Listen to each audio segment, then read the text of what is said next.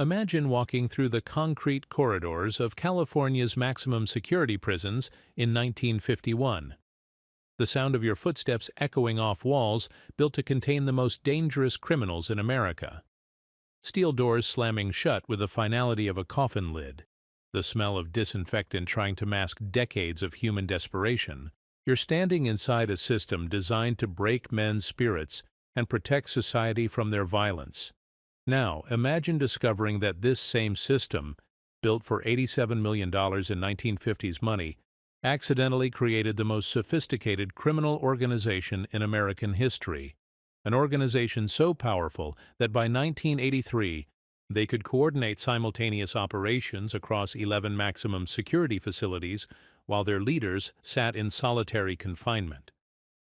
So intelligent that they forced the FBI, the DEA, and federal prosecutors to abandon a $37 million investigation because the criminals had outmaneuvered the very agencies hunting them. This is the story of La M, the Mexican Mafia, and how America's prison system became the incubator for a criminal empire that stretched from the cells of Pelican Bay to the border towns of Texas. How concrete walls designed to contain violence instead concentrated power. How isolation intended to break criminal networks actually perfected them. Today, we're opening the classified files on the most successful prison gang in history. The organization that proved walls don't contain influence, they concentrate it. Join our community of history seekers as we uncover the forensic truth about what happens when the system designed to protect us creates something more dangerous than anything it was built to contain.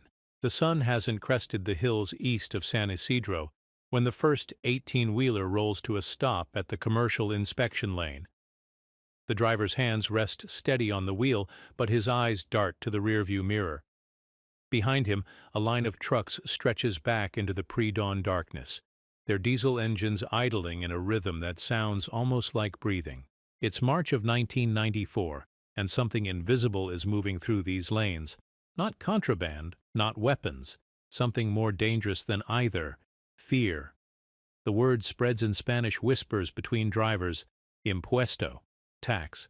A tax that has nothing to do with customs or commerce, nothing to do with the government stamps and manifests clutched in sweating palms. This is a different kind of tribute, collected by men who've never seen the inside of a customs house, enforced by a system that exists in the spaces between official recognition. The Mexican Mafia doesn't deal in drugs. Not directly. They deal in something more valuable. Control. And at this moment, in the gray light filtering through the smog of Tijuana, their reach extends from the concrete cells of California's maximum security prisons to the loading docks of America's busiest border crossing. But to understand how a prison gang came to tax the flow of goods across an international border, you have to go back. Back to when the infrastructure itself was being poured, when the concrete was still wet, when the architects of containment thought they were building walls but were actually constructing a circulatory system. The year is 1951. California is expanding, and its prison system is expanding with it. The post-war boom has brought prosperity, but it's also brought problems. Crime rates are climbing, and the state's response is as American as apple pie. Build bigger, build more, build them fast. At Folsom State Prison, construction crews work around the clock, pouring concrete footings that will anchor cell blocks for generations to come. Each block is designed to house 400 men in spaces that, by today's standards, would be considered inhumane for livestock. But in 1951, efficiency is the watchword. Get them off the streets, get them behind bars, process them through the system. The architects, civil engineers from Sacramento, draw their blueprints with rulers and slide rules. They calculate square footage per inmate, ventilation requirements, sight lines for guards. What they don't calculate, what they can't calculate, is how men adapt to confinement, how leadership emerges in the absence of legitimate authority, how isolation breeds innovation. The tiered cell blocks rise like concrete monuments to the American faith in rehabilitation through punishment. 5 tiers high, 100 cells per tier, connected by steel catwalks that ring with the sound of boots and keys. From the outside, looking up at those narrow windows, you might think the prison resembles a factory. You wouldn't be wrong. Inside, the first inmates arrive in buses with wire mesh over the windows. They come from county jails, from courtrooms, from the streets of Los Angeles where the post-war economic boom has left some behind. They're processed like inventory, photographed, fingerprinted, assigned numbers that will follow them for the rest of their lives. Most are young. Most are angry. All are learning the same lesson. The world inside the walls operates by different rules than the world outside. By 1955, the California prison system houses 28,000 inmates in facilities designed for 18,000. The overcrowding isn't an accident, it's a feature. More prisoners mean more federal funding, more justification for expansion, more jobs in communities that have built their economies around incarceration. But overcrowding creates problems the architects never anticipated. When you pack men into spaces too small for their numbers, when you eliminate privacy and personal space, when you reduce human beings to numbers on a roster, something primal emerges. The need for order. Not the state's order, but their own. It starts small. A few men, mostly from East Los Angeles, mostly Mexican-American, mostly serving long sentences with little hope of early release. They recognize each other not by neighborhood or family, but by something deeper. They share the experience of being outsiders in two worlds, too Mexican for mainstream America, too American for Mexico, too brown for the white power structures that control both the streets and the prison yards. Luis Flores arrives at Folsom in 1956, age 22, sentenced to 15 to life for armed robbery. He's 5 feet 6 inches tall, 140 pounds with tattoos across his knuckles that spell out LOVE and HATE. In the outside world, he was nobody special, a dropout from Roosevelt High, a small-time thief who escalated to armed robbery when his girlfriend got pregnant and the bills piled up. Inside Folsom, Luis Flores discovers he has something the chaos of overcrowding desperately needs: the ability to make decisions that stick. The yard at Folsom is divided not by official policy but by invisible boundaries drawn in blood and respect. The whites cluster near the weight pile. The blacks claim the basketball courts. The Mexican-Americans find themselves scattered, unorganized, vulnerable to predators who understand that isolation equals victimization. Flores begins calling meetings, not formal meetings. Those would attract the attention of guards who are already outnumbered and overstressed. Informal gatherings in the laundry, conversations during chow, whispered conferences in cells during the count. The message is simple. Alone, we're prey. Together, we're something else. By 1958, the something else has a name. La M. The M, the 13th letter of the alphabet, 13 being a number that carries weight in the barrios of Los Angeles, a number that signifies not bad luck but transformation, the difficult passage from one state of being to another. La M doesn't start as a criminal organization. It starts as a survival mechanism, a way for men who've been discarded by society to create their own society, with its own rules, its own justice, its own hierarchy of respect.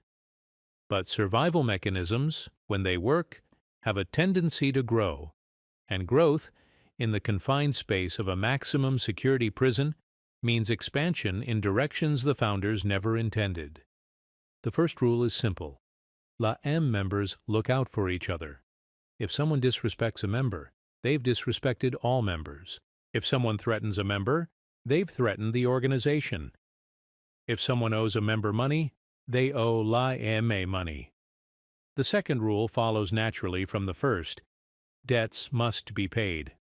Not because La M is in the loan shark business, but because an organization that doesn't enforce its agreements isn't an organization at all.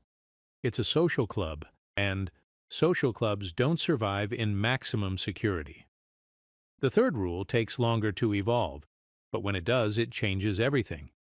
What happens inside the walls affects what happens outside the walls, and what happens outside the walls affects what happens inside. By 1962, California operates 37 prison facilities housing 46,000 inmates.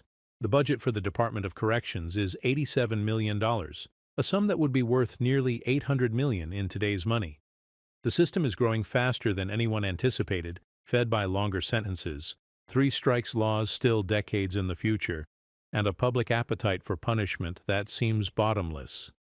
At San Quentin, at Folsom, at the newer facilities rising like concrete flowers across the Central Valley, a pattern is emerging. The Mexican Mafia isn't just surviving, it's thriving, adapting, learning to turn the limitations of prison life into advantages. Communication becomes an art form. Messages travel through the prison mail system, coded in family letters that guards read but don't understand. A reference to Uncle Fernando's health problems might mean a debt is overdue. A mention of Maria's wedding plans could signal the need for discipline. But the most sophisticated communication system doesn't involve mail at all. It involves something the architects of the prison system never anticipated: the constant movement of inmates through the system. Transfers happen daily. Inmates moved from maximum to medium security. Others shuttled between facilities for medical care, court appearances, disciplinary infractions. Each transfer creates an opportunity to carry messages, to maintain connections, to extend the reach of La M beyond the walls of any single institution. Rodolfo Cadena understands this better than most. Arriving at San Quentin in 1964, he's already served time at Folsom, at Chino, at Vacaville. He's seen how the system works, how inmates are processed and transferred like freight on a railroad, and he realizes something the Department of Corrections hasn't figured out yet. Their transportation system isn't just moving bodies, it's moving intelligence. Cadena begins mapping the system, not the official system that's documented in policy manuals and organizational charts, the real system. The flow of inmates, the rotation of guards, the schedules of transfers, the personalities of administrators. Information that in the right hands becomes power, power to predict, power to plan, power to coordinate activities across multiple facilities simultaneously. But power, Cadena knows, requires revenue. And revenue, in a system where inmates earn 18 cents an hour in prison jobs, requires innovation.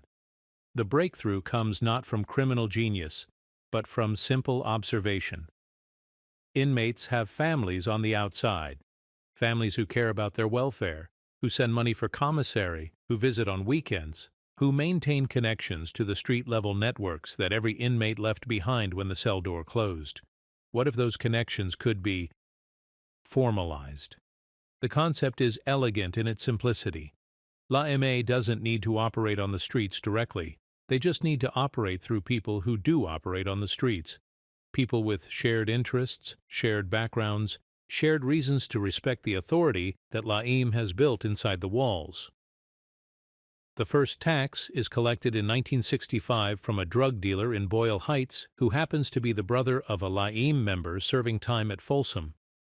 It's not much, $50, a symbolic amount, presented not as extortion, but as a contribution to the welfare of inmates who can't earn a living wage in prison jobs. The brother pays, not because he's afraid, but because it makes sense. His brother inside needs commissary money, needs protection, needs to know that his family on the outside respects the organization that keeps him safe. $50 becomes $100. $100 becomes a monthly obligation. A monthly obligation becomes a business model. By 1968, the California Department of Corrections operates 42 facilities housing 58,000 inmates. The annual budget has grown to $132 million. But hidden within those numbers is another economy entirely, one that doesn't appear in state ledgers or legislative appropriations. La M's economy runs on a currency that can't be printed or regulated: respect. Respect earned through violence when necessary, through protection when possible, through the simple demonstration that their word, once given, doesn't change with circumstances. And their word is spreading beyond prison walls in ways the architects of the system never imagined. At the Mexican-American Unity Council in East Los Angeles, community leaders meet to discuss the growing problem of prison gangs. The meeting is held in a church basement, under fluorescent lights that flicker and hum, around folding tables that smell of coffee and old cigarettes. Father Martinez, who's ministered to inmates for 15 years, speaks carefully. "We're seeing changes," he says. "Young men going in as individuals, coming out as members of something larger, something organized. The something larger has rules. It has discipline. It has a hierarchy that inmates understand better than they ever understood the hierarchy of the outside world. And when they're released, paroled back to the same neighborhoods they came from, they bring that understanding with them." The parole system, designed to reintegrate former inmates into society, becomes an inadvertent distribution network for LIEM's influence. Parolees report to the same parole officers, attend the same job training programs, live in the same halfway houses. They maintain contact not just with their families, but with the organization that gave them identity and protection when identity and protection were matters of survival. By 1970, the pattern is established. What began as a prison survival mechanism has evolved into something unprecedented in American criminal history. An organization that derives its power from incarceration itself. The more inmates the system processes, the more influence LIEM gains on the streets. The harsher the sentences, the stronger the bonds between members. The more isolated the prisons, the more valuable the communication networks that connect them. The architects of California's prison boom thought they were building walls to contain criminal behavior. What they actually built was infrastructure for criminal organization. At the California Institution for Men in Chino, at the maximum security facility at Pelican Bay, at the medium security yards scattered across the Central Valley, the daily rhythm is the same. Count time at 6 in the morning, breakfast at 6:30, yard time at 8, count time again at noon. But within that rhythm, another rhythm operates. Messages moving through the mail system, intelligence gathered during visits, plans coordinated through the constant flow of transfers that keep LIEM connected across institutional boundaries. The system is working exactly as designed. Inmates are contained, processed, managed with industrial efficiency. What the designers didn't anticipate is that industrial efficiency, applied to human beings over time, creates its own forms of organization. Forms that outlast any individual inmate, any individual sentence, any individual facility. LIEM has become more than a gang. It's become a system within the system, with its own rules, its own economy, its own methods of governance. A shadow infrastructure that operates parallel to the official infrastructure, sustained by the same resources, serving the same population, but answering to different authorities. And those authorities are about to discover something that will reshape both the prison system and the streets it was designed to protect. Walls don't contain influence. They concentrate it. The California Department of Corrections publishes its annual report in the summer of 1971. The statistics are impressive. 63,000 inmates housed in 48 facilities, with a budget approaching $200 million. The recidivism rate, the percentage of released inmates who return to prison, hovers around 40%, which administrators consider acceptable given the challenges of rehabilitation. What the report doesn't mention is the other statistic, the one being tracked in county booking logs and parole violation reports. The percentage of crimes committed on the outside that can be traced to orders issued from inside maximum security cells. That percentage is growing, and it's about to explode. 4:30 in the morning at California State Prison, Sacramento. The fluorescent lights flicker on in housing units across the facility with an electrical hum that vibrates through concrete and steel. In 360 cells, men stir on thin mattresses, their internal clocks synchronized not to sunrise or sunset, but to the rhythm of institutional control.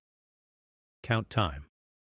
The most sacred ritual in the American prison system, repeated 5 times every day in facilities from coast to coast. Guards walk the tiers, clipboards in hand, marking numbers on forms that will be tallied, verified, and transmitted to Sacramento by 6:15 sharp. Every inmate must be visible, awake, standing at his cell door. No exceptions. Officer Janet Rodriguez has walked these same tiers for 8 years, since 1966, when she was one of only 12 female correctional officers in the California system. She knows the routine by heart. Start with A tier, work clockwise through the housing unit, call out the numbers, mark the forms. 2 officers per tier, never alone, always alert. What Officer Rodriguez doesn't know is that her routine has become someone else's routine, that the predictability she relies on for safety has become a tool for men who've learned to turn institutional schedules into strategic advantages. Luis Moreno occupies cell A247, a 6x9 space he's called home for the past 4 years. Armed robbery, aggravated assault, parole violation, the kind of escalating pattern that brings 15 to life sentences and membership in organizations like La M. But Moreno's real value to the Mexican Mafia isn't his criminal resume. It's his understanding of schedules.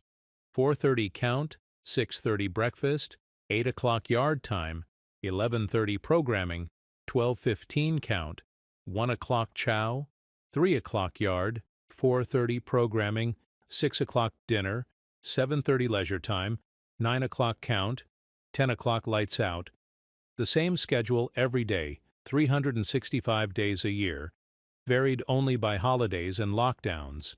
Within that schedule, Moreno has identified 17 minutes of opportunity.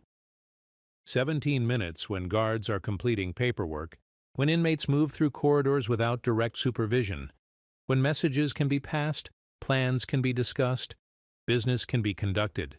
17 minutes doesn't sound like much, but when you multiply 17 minutes by 365 days, by multiple facilities, by hundreds of inmates operating on the same intelligence, 17 minutes becomes a communication network that spans the largest prison system in human history. The first message moves during the 4:30 count. A folded piece of paper, no larger than a cigarette, passes from cell A247 to cell A251, while Officer Rodriguez records numbers on her clipboard. The paper contains 4 words in Spanish. Rosa needs the medicine. Rosa is code for a street dealer in San Bernardino who's been late with his monthly tribute. Medicine is code for enforcement action. The message will travel from Sacramento to Folsom via the morning transfer bus, from Folsom to the streets via a parolee who visits his brother every second Sunday, from the streets back to Sacramento via the same networks that smuggle cigarettes and small bills into inmates' commissary accounts. The entire cycle, from cell to street and back again, takes 6 days. A speed of communication that would have impressed military commanders in any war before Vietnam, achieved by men locked in concrete boxes 23 hours a day. But communication is only half the equation. The other half is documentation. In the prison system, everything is documented. Medical appointments are documented. Disciplinary actions are documented. Transfers are documented. Phone calls are documented. Visits are documented. Even conversations between inmates and guards are supposed to be documented, though the sheer volume of interaction makes complete documentation impossible. What makes La M different from other prison gangs isn't their violence, though they're capable of extraordinary violence when necessary. What makes them different is their understanding of documentation, their ability to read the prison system's own paperwork better than the people who write it. Robert Robot Salas sits in the law library at San Quentin, surrounded by volumes of California Penal Code and federal appellate decisions. Officially, he's researching his own case, a robbery conviction he's appealing on Fourth Amendment grounds. Unofficially, he's mapping the circulatory system of the California Department of Corrections. Salas understands something that most inmates don't. Every piece of paper in the prison system tells a story. Transfer orders reveal which inmates are being moved, where and when. Medical records indicate who's vulnerable, who might be willing to cooperate with authorities to secure better treatment. Disciplinary reports show which guards are sympathetic, which administrators are effective, which policies are actually enforced versus merely written. But the most valuable documents aren't the ones about inmates, they're the ones about staff. Guard schedules rotate every 6 months, but the rotation follows patterns that can be predicted. Overtime assignments go to officers who need the money. which means officers with financial problems, which means officers who might be open to small favors in exchange for small considerations. Medical leave creates temporary gaps in coverage, gaps that can be exploited for communication or contraband movement. Salas doesn't steal these documents. He doesn't need to. He just reads them when they're left unattended in offices, when they're carried openly through corridors, when they're discussed in conversations he overhears while mopping floors during his assigned job in the administration building. Information gathered one piece at a time, over months and years, until the pattern emerges. The prison system isn't a fortress, it's a bureaucracy, and bureaucracies run on information, schedules, and predictable human behavior. The phone system at California State Prison, Sacramento, consists of 24 payphones mounted on the walls of housing units and recreation areas. Inmates are allowed to make collect calls during designated hours, with all conversations monitored and recorded. The phones are a privilege, not a right, and the privilege can be revoked for disciplinary infractions. In 1974, the phone system handles approximately 8,000 calls per month. Each call is limited to 15 minutes, with a mandatory 5-minute gap between calls to the same number. The rates, 35 cents per minute for local calls, 60 cents per minute for long distance, generate revenue that helps fund the prison's operations while ensuring that phone access remains a valuable commodity. But valuable commodities create markets, and markets create opportunities for organizations that understand supply and demand. Carlos Puppet Martinez controls phone access for La M members in 3 housing units at Sacramento. Not officially. There's no such thing as official control in prison phone systems. But through a combination of scheduled coordination, selective intimidation, and strategic alliance building with inmates who aren't La M members but benefit from La M protection, Martinez ensures that when La M members need phone time is available. The system works through credits and debits that exist only in human memory. Martinez allows a non-member to make an urgent call to his family. The non-member owes Martinez a favor. Later, when Martinez needs that phone during prime calling hours, the debt is collected. No violence, no threats, just the simple recognition that cooperation benefits everyone, while resistance benefits no one. But the phone system's real value isn't in controlling access. It's in controlling content. Every call is monitored, but monitoring 8,000 calls per month requires resources the prison system doesn't have. Most calls are recorded, but never reviewed unless there's a specific reason to investigate a particular inmate. The conversations that are reviewed are usually flagged by automated systems that recognize certain keywords, or by guards who happen to overhear something suspicious during live monitoring.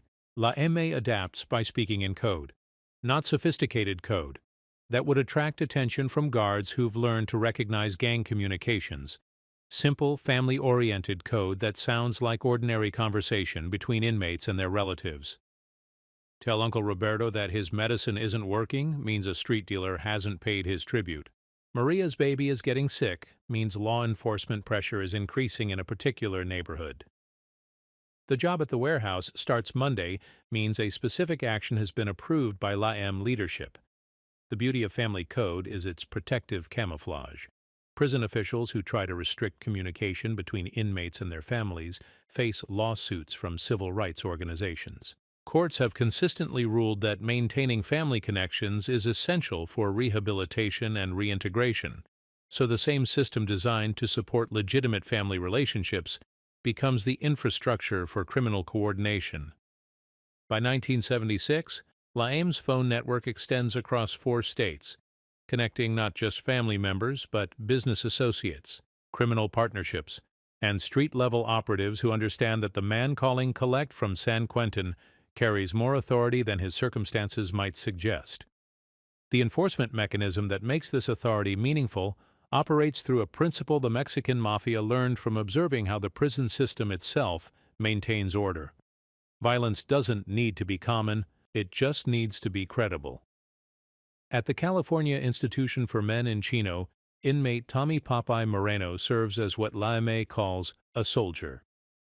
Not a leader, not a decision-maker, but a man willing to accept the consequences of actions ordered by others.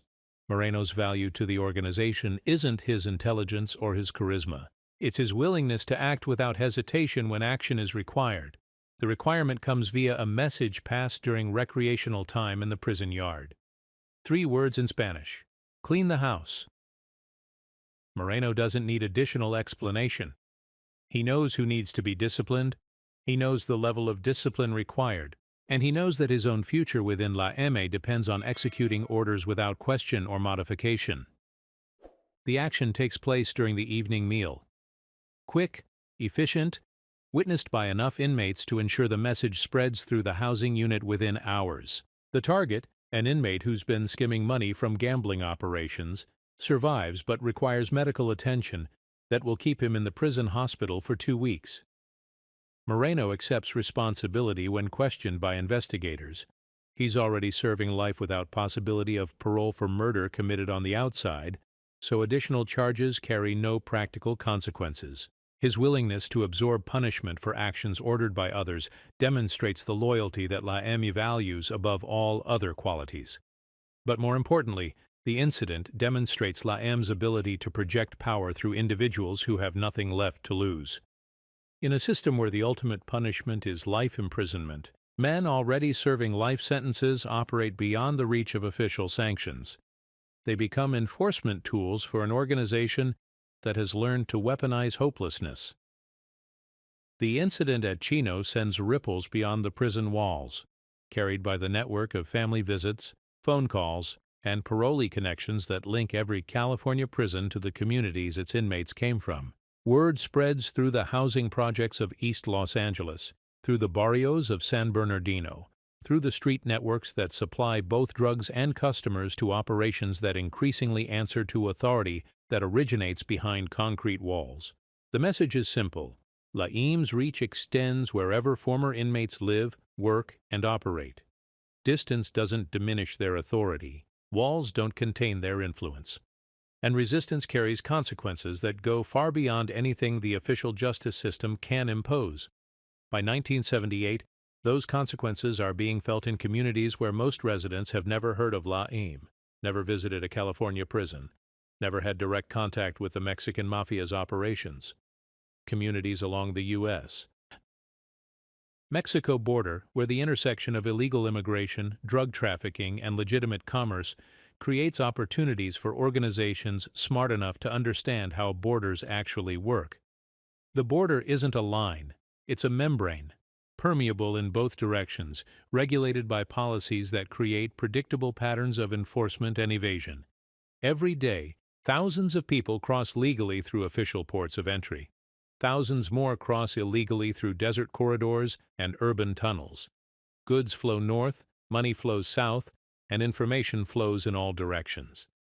What La M recognizes, what makes them different from other criminal organizations, is that the most valuable contraband moving across the border isn't drugs or weapons or people. It's predictability, the ability to know when enforcement will be heavy and when it will be light, when officials will be watching and when they'll be looking elsewhere, when the risks are acceptable and when they're not.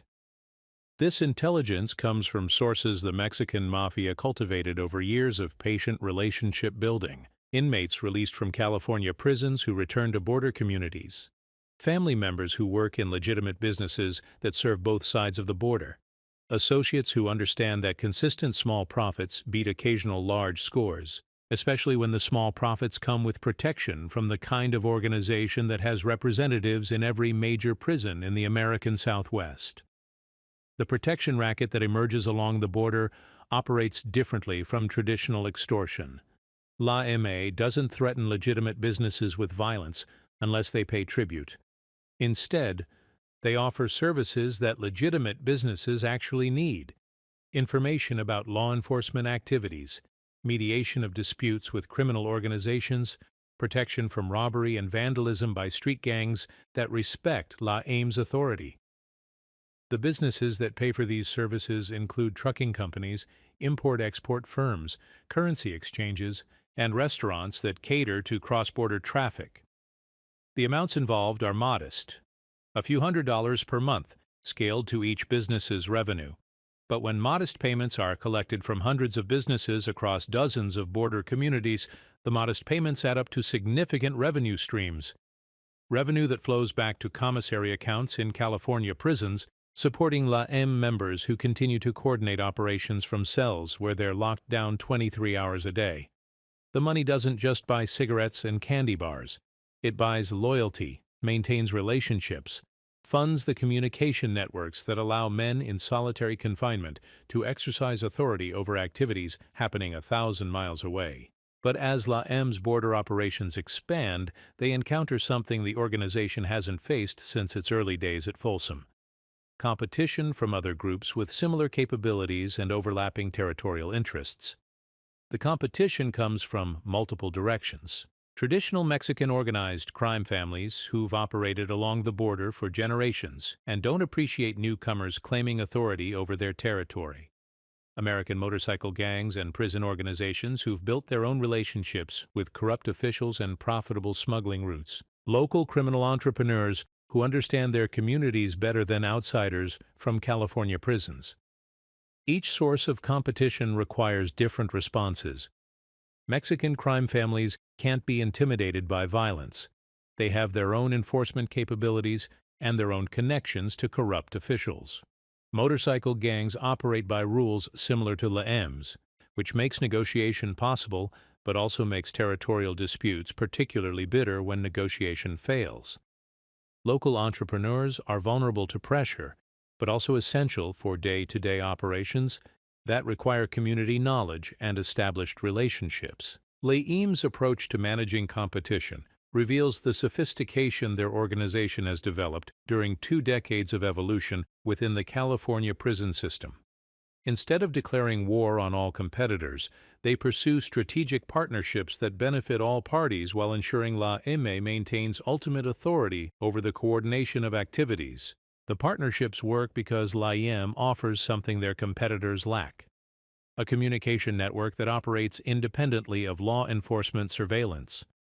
When Border Patrol activity increases in one sector, LAM members serving time at Pelican Bay can relay warnings to associates in San Diego within hours. When corruption investigations target officials in particular agencies, the information reaches street operatives before the investigations go public. This intelligence network becomes LAM's most valuable commodity, more important than any individual drug shipment or smuggling operation. Organizations that cooperate with LAM gain access to information that keeps them out of prison. Organizations that compete with LAM find themselves operating without advance warning of enforcement activities that could destroy months of planning and investment. But intelligence networks require maintenance, the constant flow of information, the coordination of activities across multiple jurisdictions, the management of relationships with dozens of criminal and quasi-criminal organizations. All of this creates complexity that strains even LAM's sophisticated command structure. By 1979, that strain is beginning to show, not in spectacular failures or dramatic confrontations, but in small inconsistencies that suggest the organization may have expanded beyond its ability to maintain centralized control. Messages that take longer to reach their destinations, orders that are interpreted differently by different recipients, revenue streams that flow to local operations instead of back to prison-based leadership, individual initiative that benefits local operators at the expense of organizational discipline. The cracks aren't visible to law enforcement agencies that continue to view LAM as a traditional prison gang focused on internal prison politics. But they're visible to LAM leadership, who recognize that rapid expansion carries risks that can't be managed through violence alone. The response to these organizational pressures will determine whether LAM continues to grow into a genuinely national criminal enterprise or fragments into competing regional factions. The choice isn't entirely up to LAM leadership. It also depends on factors beyond their control: changes in law enforcement priorities, shifts in immigration policy, economic developments that affect the communities where their associates operate. What LAM leadership doesn't anticipate is that the most serious challenge to their organization's continued growth won't come from competitors or law enforcement. It will come from the same source that created their power in the first place: the California Department of Corrections.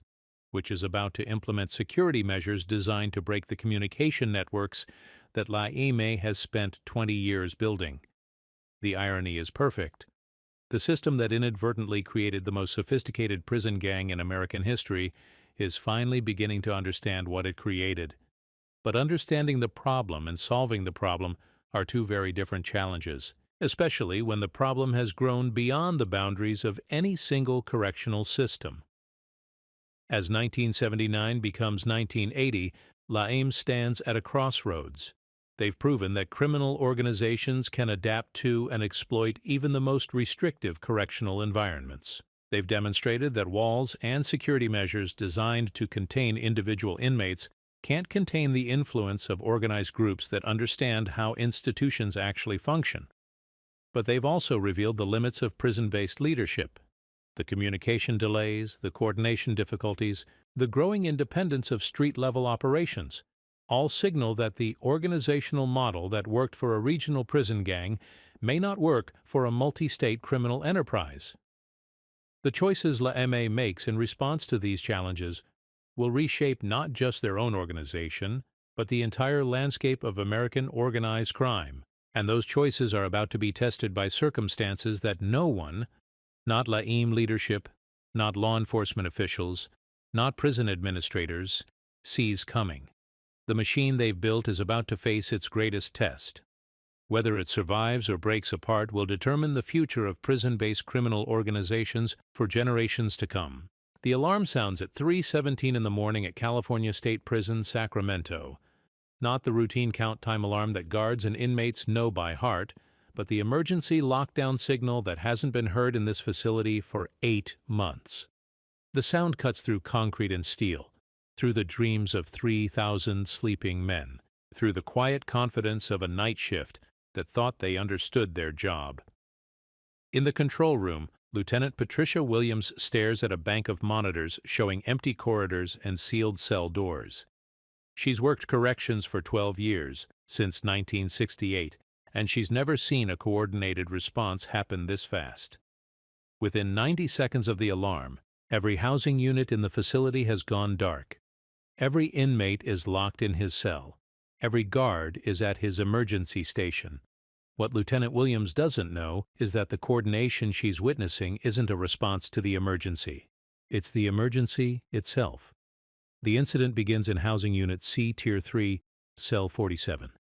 Inmate Manuel Boxer Rodriguez, serving his 14th year of a 25-to-life sentence, receives a visitor at 2:30 that morning. Not an official visitor. Visiting hours ended 6 hours ago.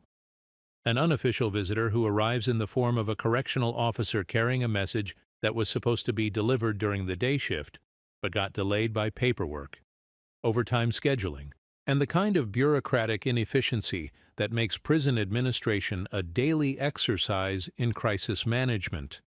The message is 4 words long. The house is dirty. Rodriguez understands immediately. Somewhere in the network of relationships that connects this facility to 47 other California prisons, a decision has been made that requires coordinated action. Action that must happen tonight, before the morning shift arrives, before routine schedules resume, before the window of opportunity closes. Rodriguez begins the sequence he's rehearsed but never executed. 3 sharp taps on the wall that separates his cell from the cell next door. 2 taps in response.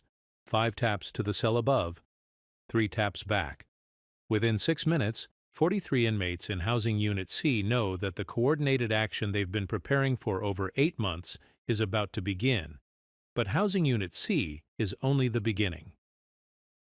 At California State Prison, Los Angeles County, the same message reaches inmate Robert Rascal Hernandez at 3:02 in the morning. Hernandez has been expecting this message for 3 weeks. Ever since the intelligence network that connects every major California prison began reporting unusual movement in law enforcement activities across the Southwest. Federal task forces reassigned without explanation, Border Patrol shifts modified on short notice. County sheriff departments receiving overtime authorizations for operations they're not allowed to discuss in routine briefings. The intelligence suggests a coordinated law enforcement operation targeting l'AME's border activities. The kind of operation that could roll up 2 decades of careful relationship building in a matter of hours. The kind of operation that requires a response demonstrating that LAM's power doesn't depend on any individual associate, any particular smuggling route, or any specific source of revenue. At 3:07, Hernandez initiates the same sequence Rodriguez started 5 minutes earlier, 300 miles to the north. 3 taps, 2 taps, 5 taps. But Hernandez's sequence includes an additional element, a small fire in his cell, started with matches saved from the prison commissary, fed by pages torn from legal documents that won't be missed until the morning mail count. The fire isn't intended to cause serious damage. It's intended to trigger automatic sprinkler systems, which trigger evacuation protocols, which trigger emergency response procedures that will occupy guards and administrators for the next 4 hours. 4 hours during which the coordination Hernandez has set in motion can complete its work without official interference.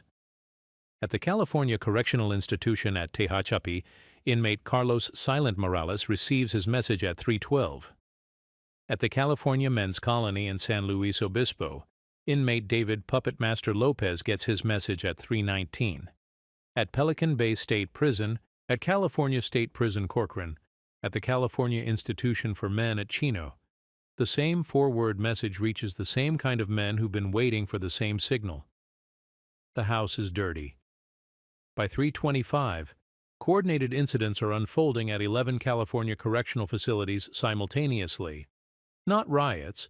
Riots are chaotic, unpredictable, difficult to control. These are demonstrations, carefully choreographed exhibitions of organizational capability that reveal the extent of LAM's institutional reach while avoiding the kind of violence that would justify extended lockdowns or massive facility transfers. Small fires that trigger sprinkler systems, plumbing fixtures that suddenly malfunction, flooding housing units with water that shorts electrical systems, medical emergencies that require immediate attention from staff who are supposed to be monitoring other activities. Each incident, taken individually, falls within the normal range of problems that correctional facilities deal with routinely. Taken together, happening simultaneously across 11 facilities, they represent something unprecedented in the history of American corrections, a prison gang demonstrating its ability to coordinate complex activities across an entire state correctional system.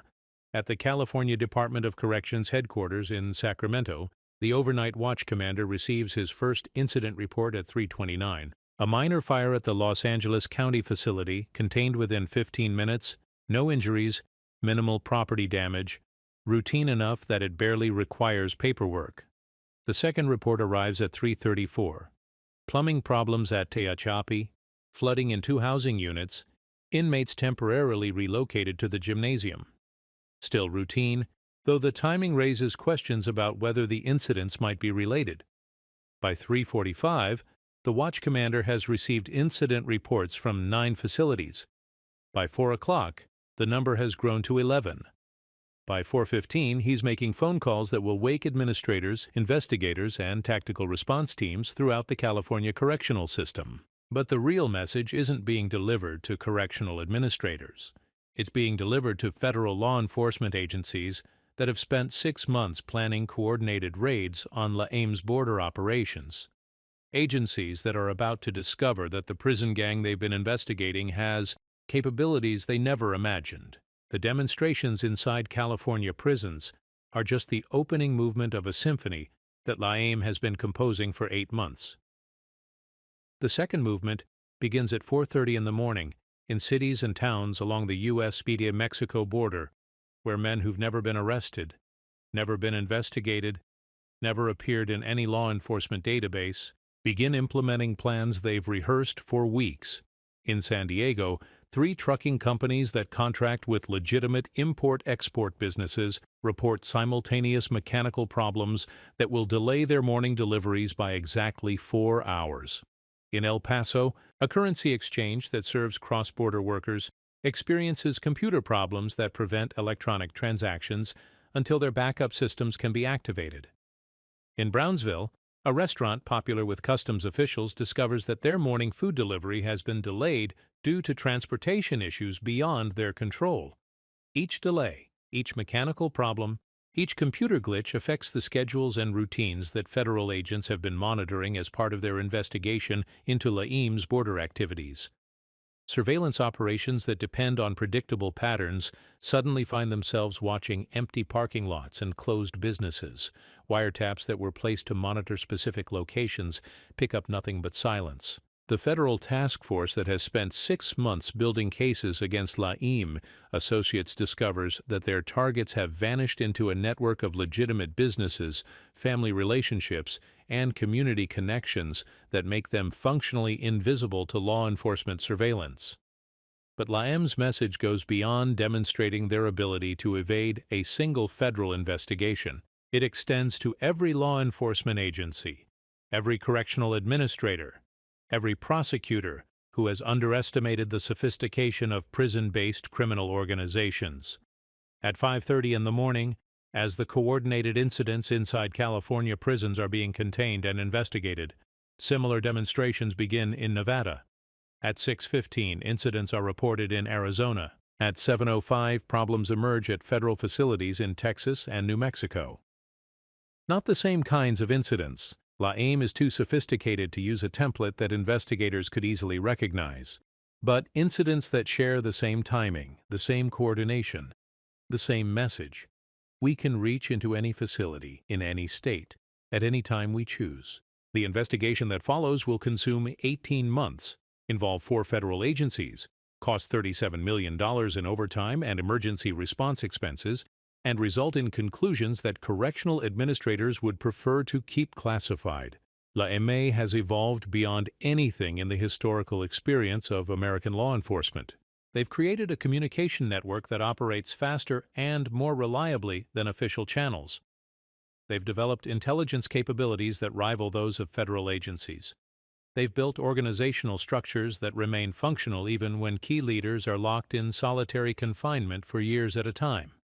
Most importantly, they've demonstrated that the assumption underlying the entire American correctional system, that walls contain criminal influence, is no longer valid for organizations sophisticated enough to adapt institutional limitations into operational advantages.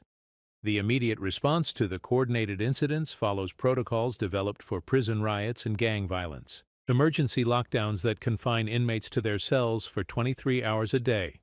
Suspension of privileges, including phone calls, visits, and commissary access. Transfer of suspected leaders to maximum security facilities with enhanced isolation procedures. At California State Prison, Sacramento, the lockdown begins at 4:45 and continues for 6 weeks.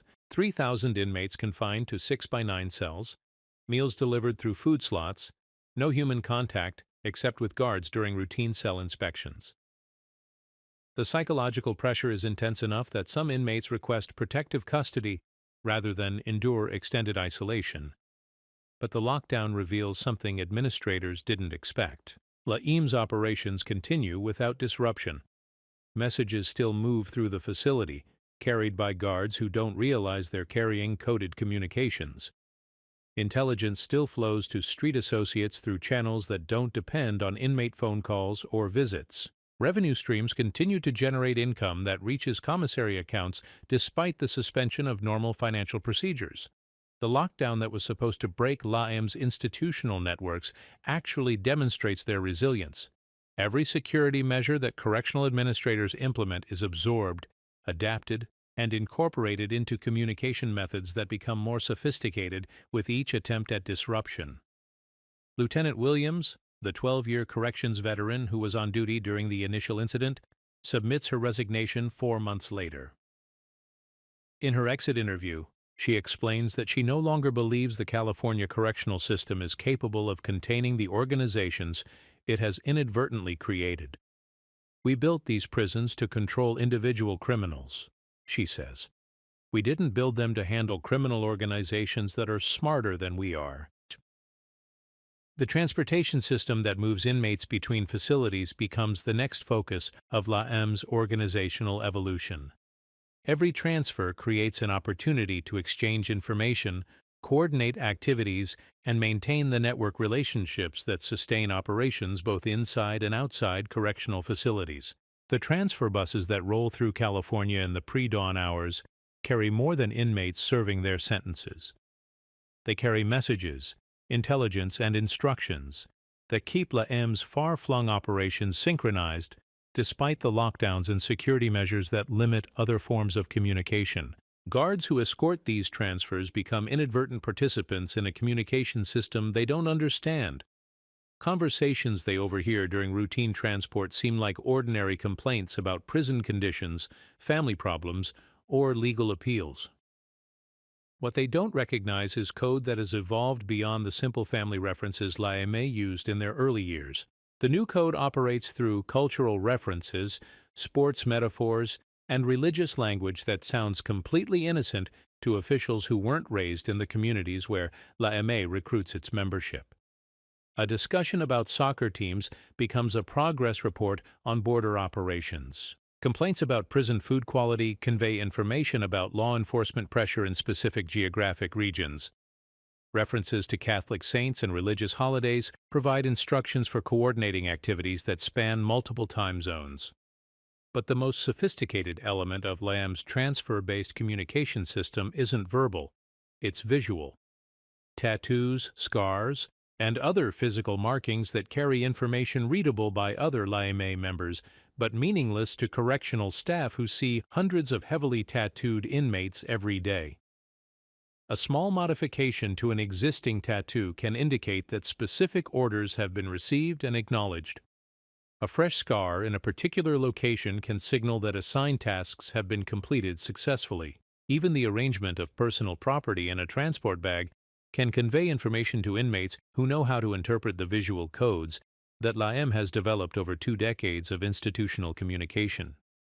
This visual communication system becomes particularly valuable during emergency transfers, when suspected gang leaders are moved between facilities with minimal advance notice. Transfers that are supposed to disrupt LAM's command structure instead become opportunities for rapid information exchange that keeps the organization's operations coordinated during periods of maximum security pressure. The financial cost of responding to LAM's coordinated demonstrations cascades through budgets that were already strained by California's rapidly expanding correctional system. Emergency lockdowns require overtime staffing that consumes millions of dollars in unplanned expenses. Enhanced security measures demand equipment purchases that weren't included in legislative appropriations. Extended investigations involve personnel who must be reassigned from other duties, creating gaps that require additional overtime to fill. The California Department of Corrections budget for the 1981 fiscal year increases by $63 million over original projections, with $47 million attributed directly to enhanced security measures implemented in response to coordinated gang activities. The $63 million represents money that can't be spent on rehabilitation programs, educational services, or facility maintenance that might actually reduce recidivism rates. But the indirect costs prove even more significant than the direct expenses. Insurance premiums for correctional facilities increase by 38% when actuarial tables are adjusted to reflect the demonstrated capabilities of sophisticated prison gangs. Worker compensation claims filed by correctional staff increase by 27%, as officers report stress-related injuries attributed to working in facilities where inmates can coordinate complex activities despite maximum security procedures. Municipal budgets in border communities feel the impact through increased law enforcement costs, as local agencies attempt to monitor criminal activities that cross multiple jurisdictions and operate through networks that span state boundaries. Federal agencies request budget increases to fund task forces investigating organizations that have capabilities resembling those of intelligence services rather than traditional criminal groups. The economic ripple effects extend to legitimate businesses that find themselves subject to investigation or surveillance due to their proximity to LAM's border operations. Import-export companies face delays in customs processing, while federal agents verify that routine commercial transactions aren't fronts for criminal activities. Trucking companies discover that contracts with government agencies require additional background checks and security clearances that increase operating costs and reduce profit margins. But the most significant cost isn't measured in dollars.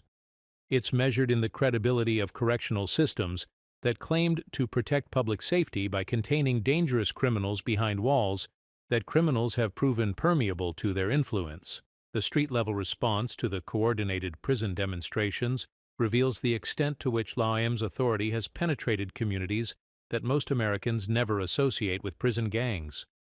In neighborhoods throughout the Southwest, men who work legitimate jobs, pay taxes, and maintain no direct criminal involvements understand that the events unfolding in California prisons carry implications for their own safety and economic interests. These men operate small businesses, drive trucks, work in warehouses, and perform services that support the regional economy. They're not criminals in any traditional sense, but they're connected through family relationships, neighborhood histories, and cultural ties to inmates who've earned positions of respect within La.M.'s hierarchy. When those inmates demonstrate their ability to coordinate activities across multiple prison systems simultaneously, the demonstration reverberates through networks of association that extend far beyond the boundaries of any correctional facility. Street-level operatives who've been slow to pay tribute suddenly discover compelling reasons to fulfill their obligations. Businesses that have resisted La.M.'s protection services begin reconsidering the value of organizational relationships that can provide advance warning of law enforcement activities.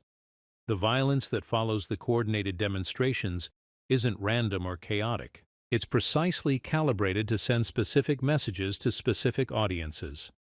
A drug dealer in Phoenix who's been cooperating with federal investigators finds his car vandalized with symbols that reference La.M.'s institutional authority. A bar owner in Tucson who's refused to pay protection money discovers that his establishment has become unpopular with customers who understand the significance of graffiti that appears overnight on nearby buildings.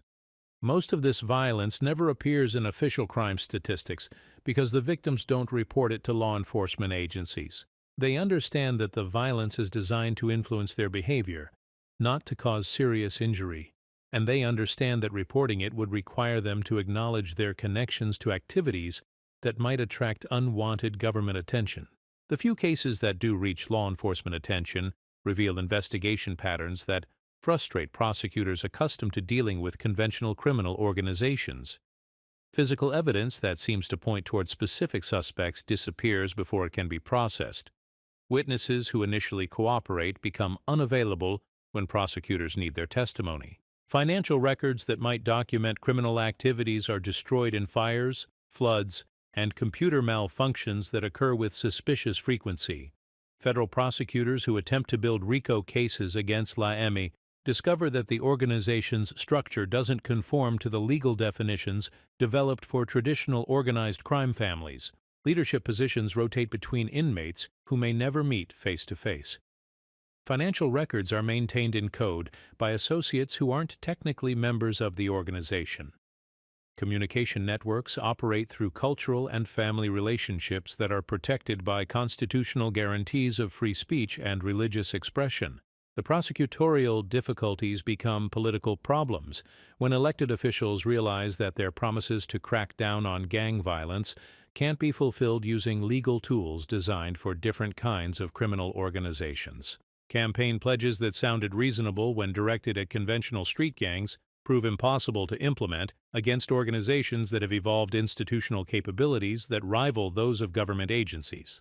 6 months after the coordinated demonstrations, the silence that settles over California's correctional facilities seems like evidence that enhanced security measures have successfully contained La.M.'s institutional networks. Incident reports return to normal levels.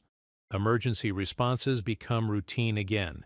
Guards and administrators convince themselves that the organization's capabilities were exaggerated by media coverage that sensationalized isolated incidents. But the silence isn't evidence of La.M.'s containment. It's evidence of their adaptation. The coordinated demonstrations accomplish their intended purpose, establishing La.M.'s credibility as an organization capable of complex operations that span multiple jurisdictions and resist conventional law enforcement responses. Having established that credibility, La.M.'s leadership recognizes that additional demonstrations would be counterproductive. They would attract continued government attention without providing additional organizational benefits. More importantly, they would risk the operational security that allows LAM to continue expanding their influence while law enforcement agencies focus on more visible threats. The silence that correctional administrators interpret as success is actually the sound of an organization that has matured beyond the need for dramatic gestures. LAM has proven they can coordinate activities across the largest prison system in human history. They've demonstrated their ability to evade sophisticated federal investigations. They've shown that walls don't contain their authority, and that enhanced security measures can't disrupt their communication networks. Having proven all of these capabilities, they return to the patient, methodical expansion that has sustained their growth for 2 decades.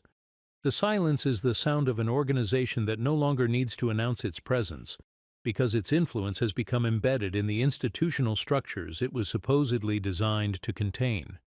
In the administrative offices of the California Department of Corrections, officials file reports that describe the coordinated incidents as isolated events that have been successfully contained through enhanced security procedures. The reports become the official version of events, archived in files that few people will ever read, classified at levels that ensure they won't influence public discussions about prison policy. But in the cells where LAM members serve their sentences, in the communities where their associates operate, in the networks of family and cultural relationships that sustain their influence, the lessons of the coordinated demonstrations become organizational knowledge that will guide LAM's evolution for years to come. The silence that settles over the system isn't the end of the story. It's the beginning of the next chapter, in which the organization that has learned to thrive within America's correctional infrastructure prepares to test the limits of its institutional reach. The machine they've built has survived its greatest stress test. Now they're ready to discover how far its influence can extend. The first domino falls at 4:17 on a Tuesday morning in September of 1983, when a corrections officer at the California Correctional Institution at Tehachapi finds inmate Ricardo "Ghost" Valdez hanging from a bedsheet noose in cell D418. The suicide appears routine. Valdez was facing another 15 years for a parole violation, had been denied appeals, had recently received a letter from his wife announcing her intention to file for divorce. But routine suicides don't require emergency meetings at the California Department of Corrections headquarters in Sacramento. They don't trigger conference calls between federal agencies that last until 3 in the morning. They don't result in coded messages that travel through prison communication networks with the speed and precision of military dispatches. Ricardo Valdez wasn't just another inmate serving another hopeless sentence. He was LAM's primary intelligence coordinator for the Central Valley, the man who processed information flowing from 8 correctional facilities and relayed analysis to decision-makers locked in solitary confinement cells at Pelican Bay State Prison. More importantly, Ricardo Valdez was the only LAMA member who knew the current locations, real names, and federal case numbers of 17 associates who had been providing information to FBI agents investigating the organization's border operations. The bedsheet noose doesn't represent suicide.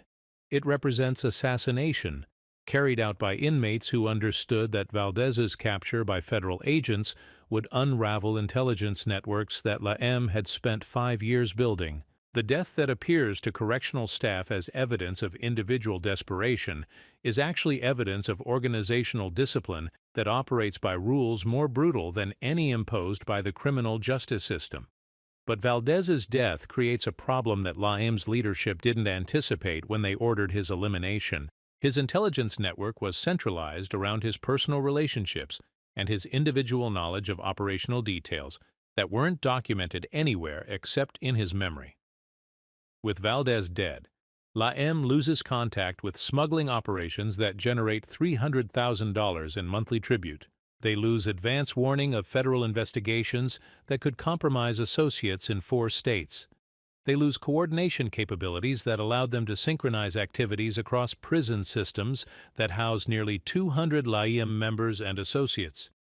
The loss of the intelligence network triggers a cascade of miscommunications, missed connections, and operational failures that revealed just how dependent La M's sophisticated organization had become on individual coordinators who could never be replaced quickly enough to prevent systematic breakdown. At the U.S. Customs Service Field Office in El Paso, Agent Sandra Martinez notices that her confidential informants have gone silent. Phone calls aren't returned. Scheduled meetings don't happen. Financial transactions that were supposed to provide evidence of money laundering operations simply stop occurring. Agent Martinez has been investigating La M's border activities for 18 months, building cases that depend on testimony from associates who agreed to cooperate in exchange for reduced sentences on federal drug charges. The sudden silence of her informants suggests either that they've been compromised or that the organization they were informing on has ceased operations. Neither explanation proves correct. What Agent Martinez doesn't understand is that her informants weren't reporting to federal agents while participating in La M operations. They were reporting to federal agents because they were participating in La M operations. Their cooperation with law enforcement was coordinated by Ricardo Valdez as part of an intelligence-gathering operation that provided La M with detailed information about federal investigative techniques, surveillance methods, and prosecutorial strategies. The informants who suddenly stop cooperating aren't trying to avoid law enforcement attention.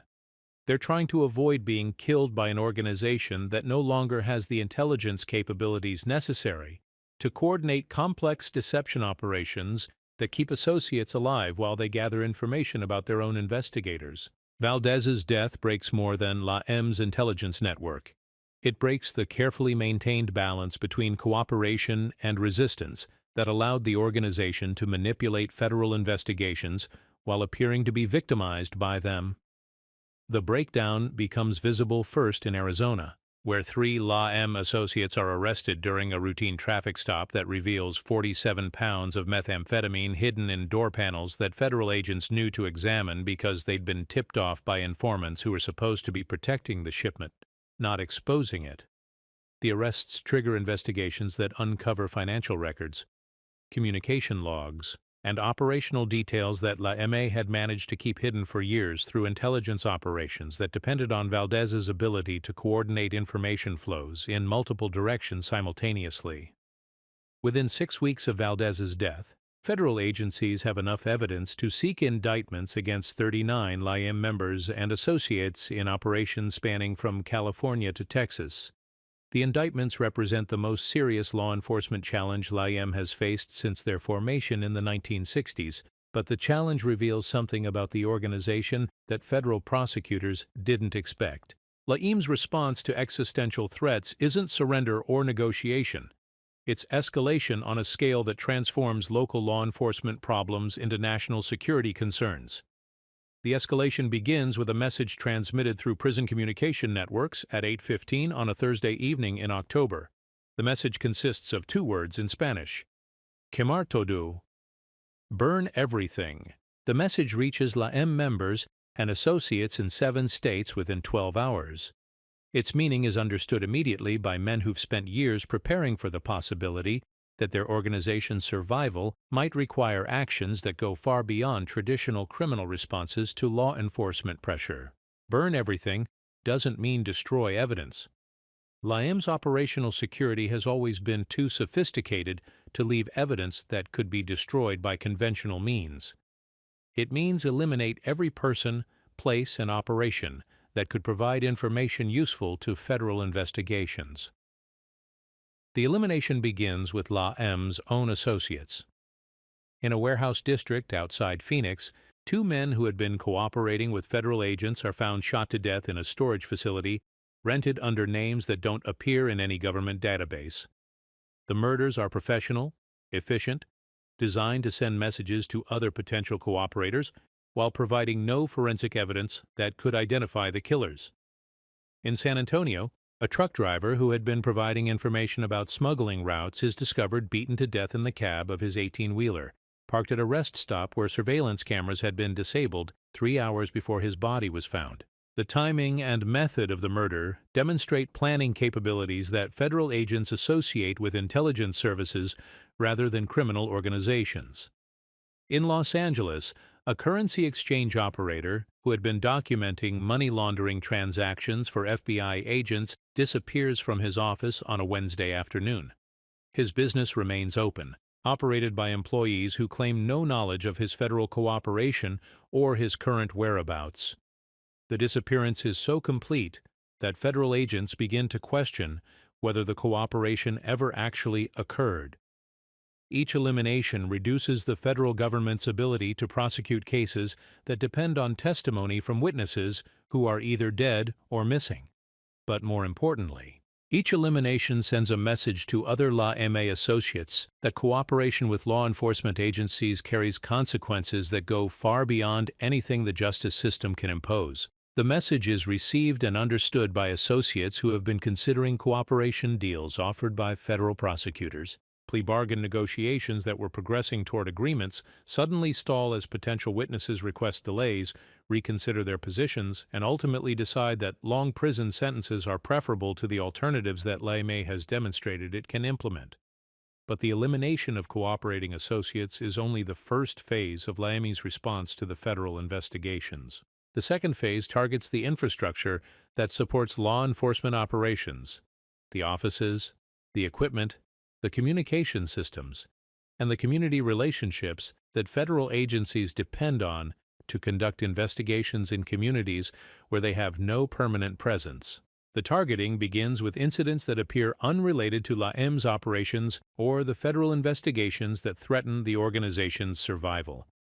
At the FBI field office in El Paso, a water main breaks under the parking garage, flooding the evidence storage facility with 6 inches of contaminated water that destroys documents, electronic equipment, and forensic evidence accumulated over 18 months of investigation. City engineers determined that the water main failure was caused by unusual pressure fluctuations that couldn't have been predicted or prevented through routine maintenance.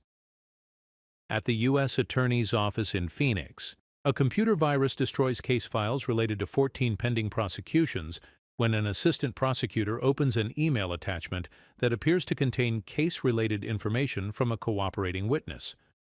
The virus is sophisticated enough that forensic analysis can't determine its origin, but primitive enough that it appears to be the work of amateur hackers rather than professional saboteurs. At the Border Patrol Sector headquarters in San Diego, a truck carrying office equipment crashes into the building's communication tower during routine maintenance, severing fiber optic cables that connect the facility to databases in Washington, D.C. The crash appears to be caused by driver error, but the driver disappears from the hospital where he was taken for treatment of injuries that proved to be minor. Each incident, analyzed individually, falls within the normal range of equipment failures, accidents, and technical problems that federal agencies deal with routinely. Analyzed together, happening within a 6-week period, they represent a systematic attack on law enforcement infrastructure that demonstrates capabilities federal agents have never encountered in domestic criminal investigations. The psychological impact on federal investigators proves as significant as the operational disruption. Agents who have spent their careers investigating criminal organizations that react to pressure with violence or flight find themselves dealing with an organization that responds with systematic sabotage that's sophisticated enough to avoid detection while effective enough to cripple investigative capabilities. The sabotage escalates when federal agencies attempt to relocate their operations to facilities that haven't been compromised by the unexplained accidents and technical failures. Temporary offices established in commercial buildings experience electrical problems that shut down computer systems for days at a time. Backup communication systems installed to replace damaged equipment malfunction in ways that suggest tampering, but provide no evidence of criminal activity. The pattern of systematic disruption forces federal agencies to acknowledge that they're dealing with an organization that has capabilities resembling those of a foreign intelligence service rather than a domestic criminal group. The acknowledgement triggers responses that escalate the conflict beyond the boundaries of traditional law enforcement operations. Joint terrorism task forces are activated to investigate an organization that isn't engaged in terrorism, Military intelligence assets are deployed to gather information about a group that poses no national security threat in any conventional sense. Counterintelligence techniques developed for use against foreign governments are applied to LAIME operations that span multiple states, but remain fundamentally criminal rather than political in their objectives. The escalation in federal response triggers escalation in LAIME's countermeasures. The organization that began as a prison survival mechanism finds itself engaged in conflicts that resemble warfare more than criminal activity. The warfare spreads to communities where most residents have no connection to LAIME, no involvement in federal investigations, and no understanding of why their daily routines are being disrupted by incidents that seem random but follow patterns that suggest careful coordination. In Tucson, power outages affect the neighborhood where federal prosecutors live, lasting just long enough to spoil food in refrigerators and disrupt home computer systems, but ending before utility companies can identify the causes or implement permanent repairs. In Albuquerque, water pressure problems plague the apartment complex, where FBI agents have relocated their families during the investigation, creating minor inconveniences that accumulate into major disruptions of family life that affect agents' ability to concentrate on their professional responsibilities. In San Diego, the elementary school attended by the children of Border Patrol supervisors experiences a series of false fire alarms that require evacuations but never reveal actual safety threats, creating anxiety among parents while consuming resources that should be devoted to security operations.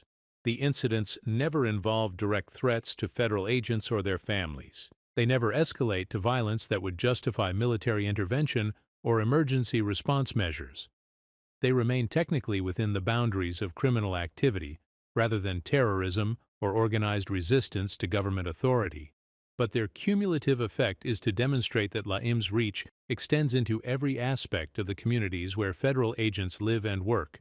The organization that federal prosecutors thought they were investigating proves capable of disrupting the personal lives of investigators while maintaining operational security that prevents the disruptions from being traced to their sources. The federal response to this demonstration of LAIME's capabilities reveals the limitations of law enforcement systems designed to deal with criminal organizations that operate within conventional boundaries of criminal behavior. Federal agencies request assistance from military intelligence services that are prohibited by law from conducting domestic operations. They seek cooperation from foreign governments that have no jurisdiction over activities occurring within the United States. They implement security measures designed for overseas operations in terrorist-controlled territories, applying them to American communities where the threats don't meet legal definitions of terrorism or espionage. The legal and operational complications multiply until the investigation that was supposed to dismantle LAIME becomes a bureaucratic crisis that consumes more resources than the criminal organization it was designed to destroy. 18 months after Ricardo Valdez's death triggered the escalation, federal prosecutors quietly abandoned most of the cases they had been building against LAIME members and associates. The abandonment isn't announced in press releases or acknowledged in congressional hearings. It happens through administrative decisions that redirect investigative resources to other priorities, through budget allocations that fund different operations, through personnel transfers that assign agents to cases that offer better prospects for successful prosecution. The retreat represents the first time in American law enforcement history that federal agencies have been forced to cease operations against a domestic criminal organization because the organization's countermeasures proved more effective than the government's investigative capabilities. But the retreat doesn't end the conflict. It transforms it into something that resembles a Cold War more than a criminal investigation.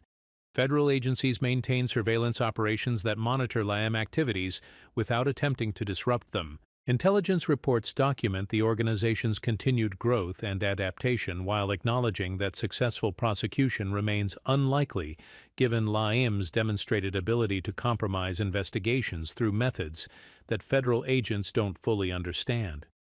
LAIME, recognizing that they've achieved a strategic victory that could be lost through excessive aggression, reduces the intensity of their countermeasures while maintaining the capabilities that forced federal agencies to retreat. The systematic sabotage that disrupted law enforcement operations ceases, but the infrastructure that made the sabotage possible remains in place, ready for activation if federal pressure resumes. The unofficial truce that emerges from this mutual de-escalation creates a situation that neither side intended but both sides must accept. La-AIM continues to operate and expand, while federal agencies monitor their activities without attempting to destroy them.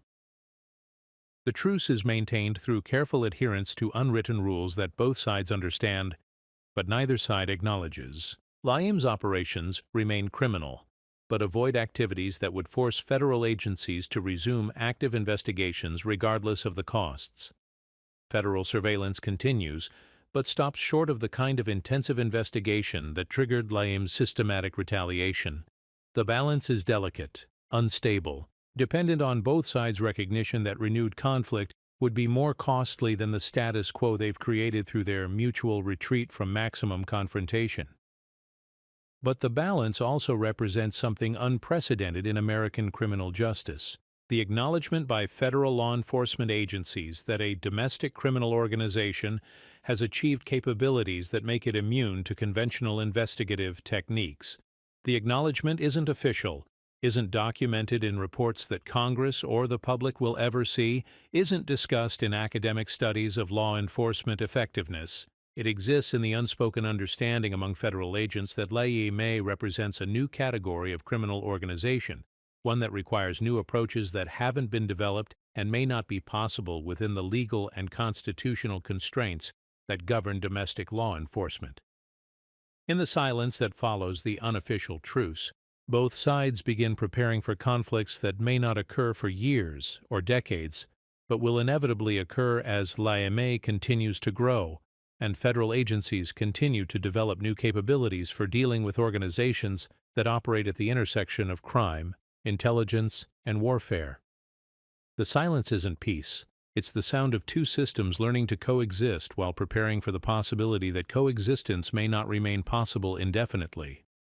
In the cells where La-AIM members serve their sentences, in the offices where federal agents plan their next cases, in the communities where both sides' activities affect people who remain unaware of the conflicts occurring around them, the unofficial truce creates stability that allows everyone to return to routines that seem normal but will never again be what they were. Before the escalation proved that walls can't contain influence, that law enforcement can't always enforce laws, and that criminal organizations can evolve beyond the categories that governments use to understand and respond to threats. The quiet that settles over the Southwest isn't the quiet of resolution. It's the quiet of two forces that have tested each other's limits and discovered that neither can destroy the other without costs that neither is willing to accept. In that quiet, both sides begin the patient work of adaptation that will define their relationship for generations to come.